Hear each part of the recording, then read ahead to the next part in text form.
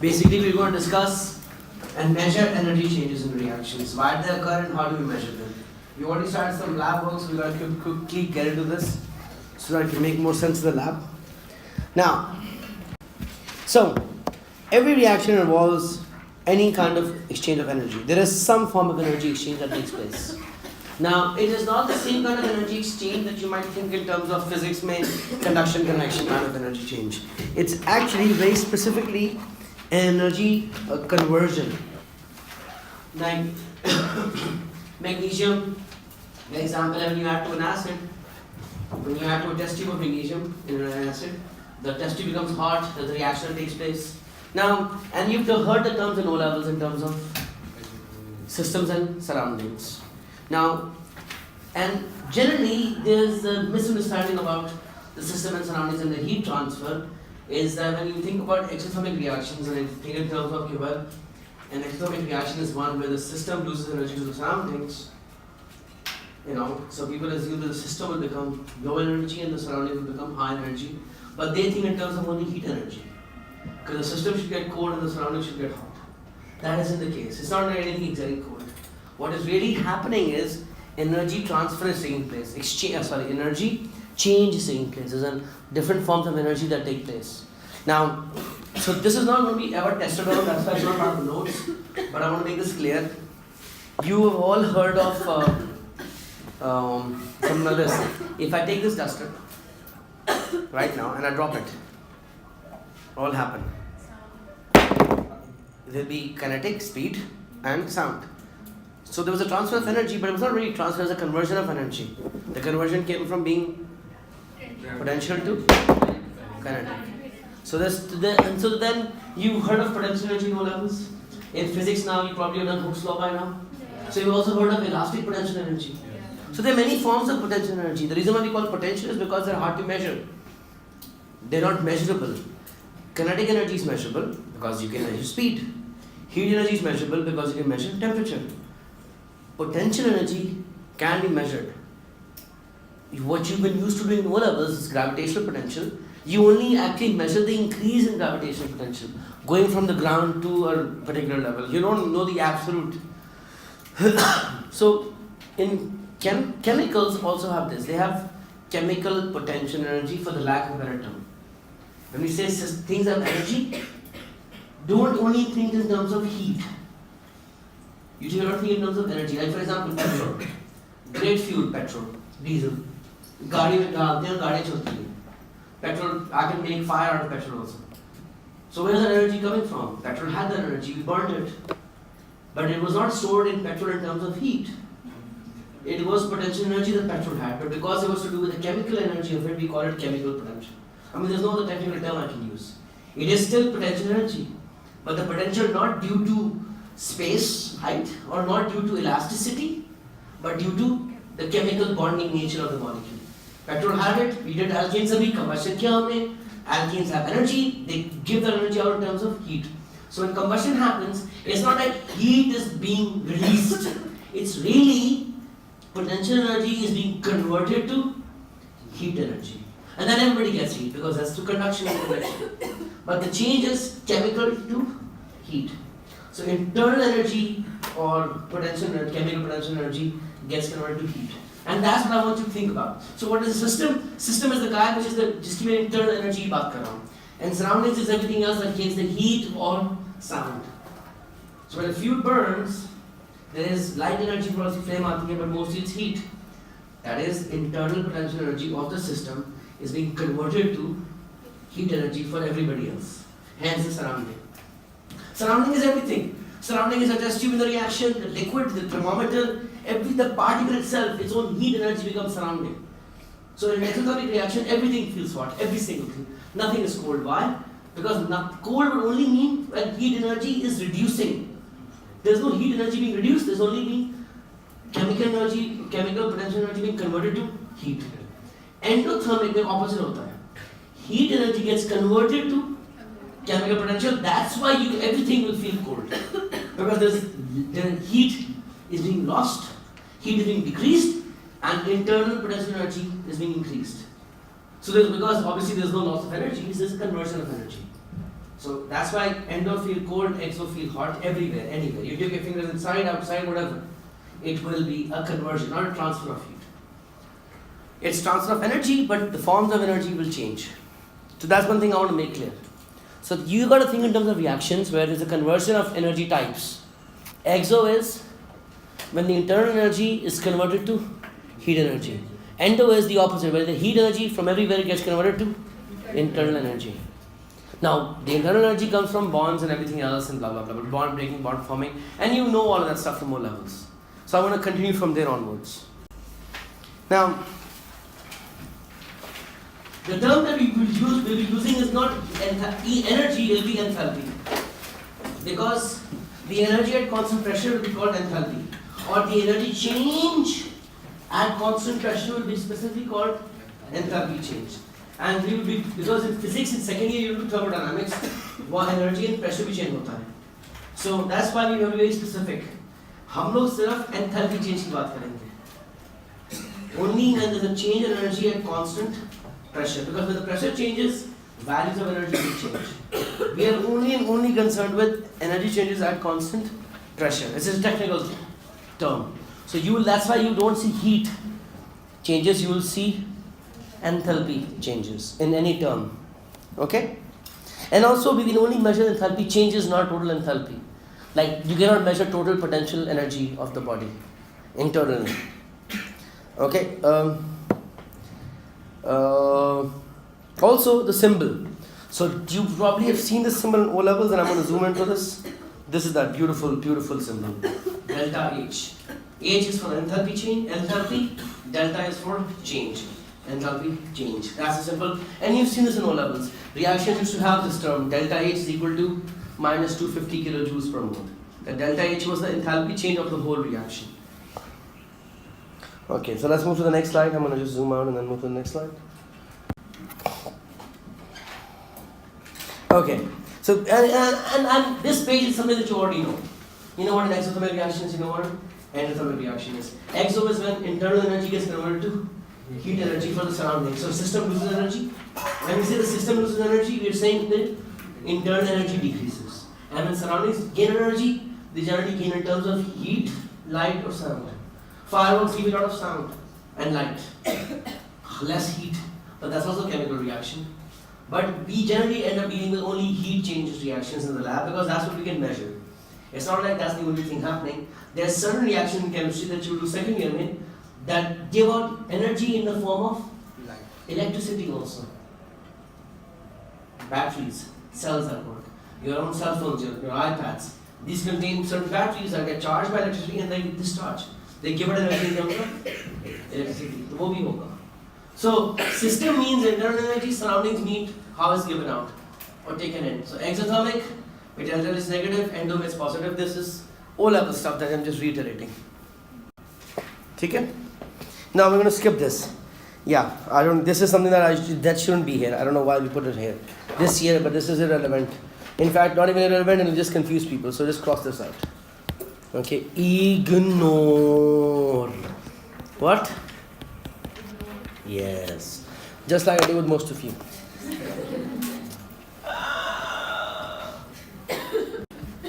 Okay, so next slide. Two sexy graphs.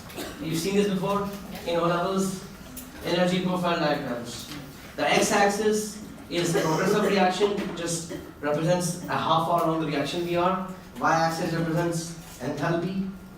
But you will realize y-axis never has units or values because absolute enthalpy we can never know. What we can only know is enthalpy changes. So only things that talk about the changes of enthalpy of reactants and products will be your delta H's.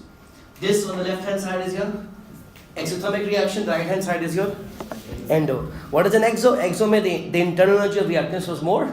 They gave some of it out in terms of heat and became products with lower internal energy. So here, when say heat is given out, it really means internal energy was converted to heat. Here in endo mein, reactants have low energy, they absorb heat, convert that into internal energy and make products with high energy. The two values on the y-axis we do not know, but we'll know the distance. Sorry, we'll know the difference. And obviously we all know what EAs are.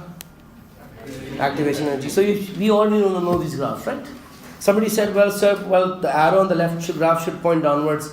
It doesn't matter, make it point downwards. I don't give a crap. But because it goes down, it's exo, and it goes up, it will be endo. And so you know how to read these graphs and make these graphs. So we move forward from here. So yeah, we just talked about this, blah blah blah blah blah blah blah blah blah blah. Next slide. Okay. So yeah, I'm just wasting time. You can sketch these graphs. Combustion, you realize both of these are exothermic reactions. And a good rule of thumb is all combustions are going to be exothermic, and all acid-base utilizations are also exothermic. And this is something that you can learn for the exam. All combustion is exo, and utilization is exo. This is today's class. This is the real stuff. This is the new stuff. This is what this whole chapter is about. What is it about? It's standardizing enthalpy changes. Why do you want to standardize them? Because if I ever want to compare chemicals, I don't want to be dismissing things based on the fact that एक को Karachi measure किया गया था और एक को North Pole measure किया गया था, for example. Because the reason I'm saying is multiple things affect a reaction and the energy produced in a reaction. One is a very obvious thing that you actually have been taking into account since O levels. That amount of substance affects the energy evolved. Because I know in O level questions you're given delta H is kilojoules per mole, and then you'll be given some amount. And then you'll be asked, अच्छा ये amount कितनी energy देगा?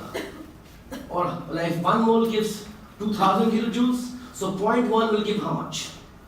200. And so obviously the amount will affect the amount of energy given out. So the amount of reactants is one thing that can affect the amount of energy made, but the other two things are much more important, are equally important too, which are the physical states the reactants are in. Because in different temperatures you'll have different physical states, and the energy change will take place will be affected. For example, combustion to make water in steam form and water in the liquid form will have net energy change will be different. Because you'll have to lose energy to go from gas to steam. And so on, so that matters too. Even to burn petrol, liquid petrol will require more energy to burn than gaseous petrol. Because for liquid petrol, first you have to heat to make them into gas, and then you burn them. And even the temperature of reactant products, because if the initial temperature is higher, then the molecules will have more kinetic energy. So they'll require less activation energy to react because they'll have more energy per se. So, for example, a reaction in Karachi will take less energy than a reaction in Toronto maybe, because it's colder in Toronto. So you'll have to heat them more than Karachi. So then how do we compare methane combustion, for example? So we want to standardize some things. Because I want to be able to compare methane to ethane. But don't worry that I which shahar mein hu, kis mulk mein hu. So what we do is we create some standard rules. That if we ever going to measure values and quote values, we want to quote them for a standard amount or in standard conditions. And what we have decided, it's a man-made decision to make something standard. We realized that calling room temperature of 25 degrees centigrade as standard makes life easy. So what the idea was that if you really want to measure something and make it a standard, you should start at 25 degrees centigrade. The pressure should be 1 atmosphere. That if there were solutions involved, then the concentration should be 1 mole per dm³. And if there's amount involved, then you ensure the amount is 1 mole. To get the standard value. Once you have a standard value, you can use it however you want, but just to even get a standard value, for comparison's sake, we set certain rules. That so if I say, I want to know what methane burns at, or the energy given by 1 mole of methane, it will only make sense if I also measure at what temperature and pressure, because otherwise the values will be different every day it will be different. To standardize the value, we said, okay, we'll measure it at 25 degrees centigrade. Starting temperature should be 25 at 1 atmosphere, and then we start burning it. And then the total amount of heat given off for 1 mole of that gas will become the standard amount. And that's where the standard comes in. So now we're looking at a lot of standard reactions, which will be basically enthalpy changes for reactions where I've maintained standard conditions. And once we have those standard values, then we can use them however we want, because now bunch of standard and I can just plug and play. Because comparison karna, radial kuch nahi karna maine. So this is important to know what the standard conditions are. That's why they're bold in this slide. And that's why you need to know what they are. What are standard conditions? 1 atmosphere and 298 or 25 degrees centigrade. So energy changes measured under standard conditions are known as standard enthalpy changes. There is a simple addition for delta H. So there's a little phi here, just a circle with a line through it, that we add on to delta H to represent delta H. If it's measured under standard conditions, we'll have this symbol. So whenever I see the symbol, I know this was measured under standard conditions, starting conditions. Not over the way, not over once this reaction starts, but starting conditions. So here, this is reaction of methane burning. Its value is minus 890.3 kilojoules per mole. What this means is that 1 mole of methane gave me 890 kilojoules of energy when I started burning it at 25 degrees centigrade and 1 atmosphere. And if it was a different temperature, the value will be different. But I know now that every time I burn at 25 degrees centigrade, this will be the value. And makes life easy for predictions. Obviously, reality maybe might have to change it, because real life it might not be 25 degrees centigrade, but to make predictions, comparisons, if everything is the same, I can measure it. So we end up comparing this. So we can say that delta H phi of this reaction is minus 890 kilojoules per mole. Okay. So today and tomorrow we will see certain enthalpy changes, certain standard enthalpy changes. By name, there are 4 of them first, and there are more, but we start off with these 4. Today we look at standard enthalpy change of formation. We'll also see neutralization, we'll see combustion and atomization. Okay, atomization you kind of have already seen it, thoda sa bond energy, but I'm cutting it off. But these are the 4 reactions that we were going to study in detail. Now, Q. Why? Because only reason is I can just then be able to even compare. Combustion हमने देखा, हम देख चुके हैं. थोड़ा सा in alkenes. Did we see it? हमने burn किया. What is combustion really? Burning something in oxygen. That's really it. So we will even standardize that so that I can easily compare. So we don't have to keep writing reactions. We can just say, what's the comparison of standard enthalpy of combustion of methane with petrol? Why would I ever need that? Oh, make judgment call which is a better fuel. Because once I have dono ki standard values, I can know which is a better fuel, which the one that will give me more energy per mole. And only then can I really make a true comparison. The exact same starting point ho sakta hai. So now our job for the exam first is to learn what these 4 definitions are and the reactions they represent. Sadly, each of these not sadly, whatever, but when they ask these definitions in the exam, they are worth 3 marks. Equal to the number of marks required for solving the rest of the question, which is about moles and energy changes. And that means the definition has equal weightage. So this is important for us to understand what they mean. So let's start with the first one, formation. Now, by definition, what is formation? It is the energy change or the enthalpy change. So standard enthalpy of formation would be the enthalpy change when 1 mole of a compound is formed. Formation, formed. Why 1 mole? That's my standard quantity. And I have to carry this out into standard conditions, hence the word standard. But you can't formation from not anything. Can only be from pure elements. So why am I saying this? Because there are many ways of making something. Let's talk about one thing that you guys all have done O-level organic chemistry.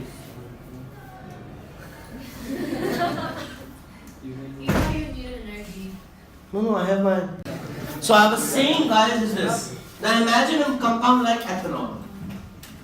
In O-level organic chemistry, you made ethanol from adding water to ethene. Hydration of ethene made ethanol. That is a way of forming ethanol. but it would not be a standard way of forming ethanol. So when I specifically say standard enthalpy change of combustion of standard enthalpy change of formation of ethanol, I mean to make ethanol from its elements. Elements of ethanol are carbon, hydrogen and oxygen. Then individually, separately, not as compounds of ethene and water. So standard formation reactions are only when pure elements become compound. So you can even say it's this summary reaction. When no matter how many elements you have pure elements making 1 mole of compound. Okay? That's a formation reaction. I'll give you 3 examples here.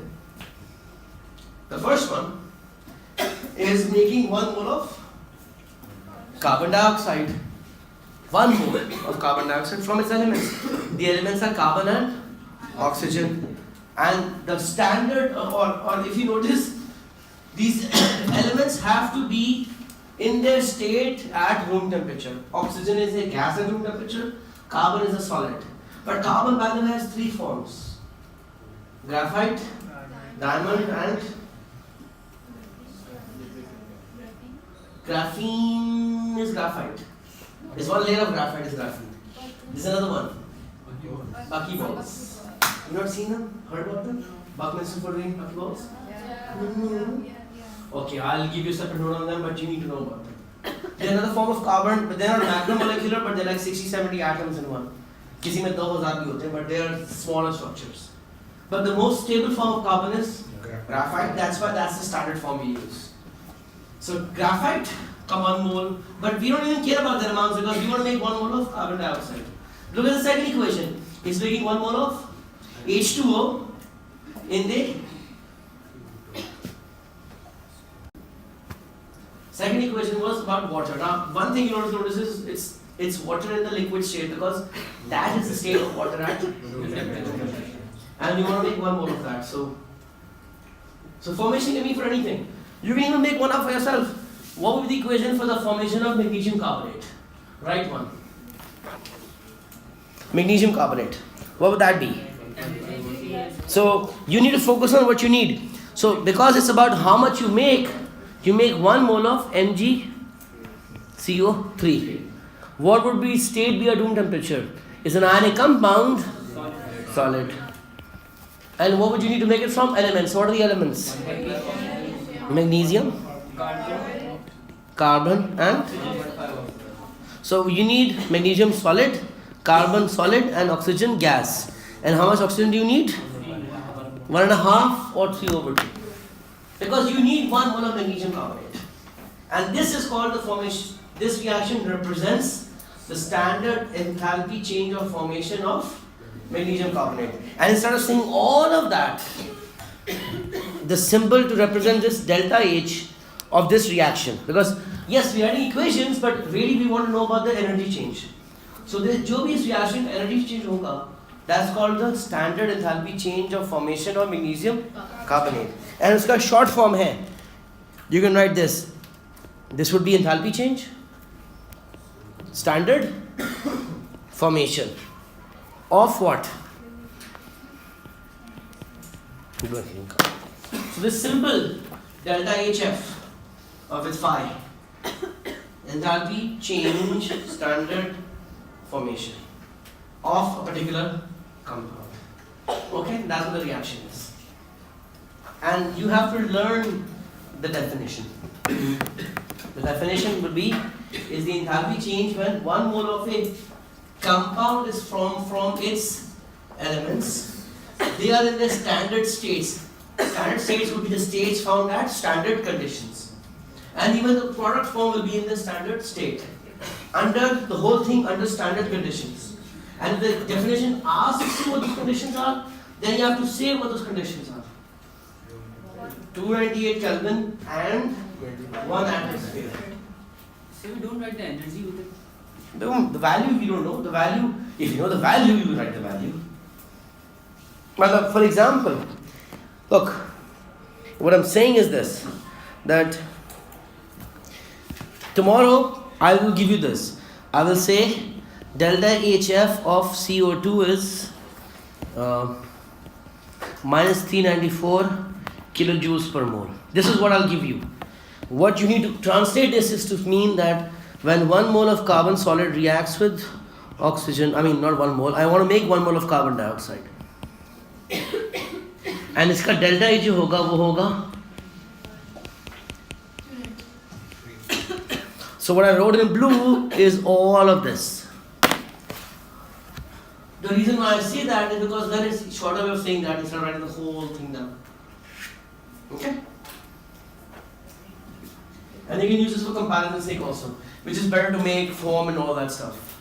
But standard formations mean the energy required to make 1 mole of substance from whatever elements in standard states, under the whole thing under standard conditions. And you have to learn that. Okay? Now, if they ask you what the standard conditions are, you say of 298 Kelvin and 180 M. Try to use Kelvin instead of degrees Celsius. Okay? Won't we have fire over there? Ji? Won't we We have? missed the fire. Yeah, sorry, I missed. And you'll realize I will always miss the 5 because it's stupid to write the 5. It's understood it will be at standard conditions. All my questions will be at standard conditions. Every single question in the past will be at standard conditions, so I don't write the 5. It's okay. Just assume it's there. Yeah. Can we move on? Okay, now this is interesting. We have 3 minutes left, but I want to talk about this because this compares, you gotta compare the two. This is the definition of another kind of reaction. Standard enthalpy change of combustion. Now इसमें फर्क ये है versus that is उसमें भी formation में we have to form 1 mole of product. इसमें we have to burn 1 mole of reactant.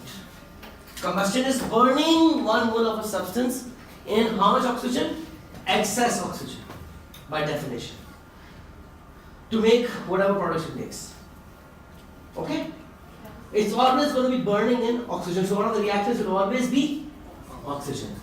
It will be something plus oxygen only. That is it. It will be reactant plus oxygen combustion products. Always. That's how it's going to be. And the other thing that you need to know is that formation I cannot predict. But combustion will always be exothermic. Always. Everything. It doesn't just mean combustion of alkanes that we saw recently, which is why we do this chapter now after doing alkanes. It's not just for alkanes.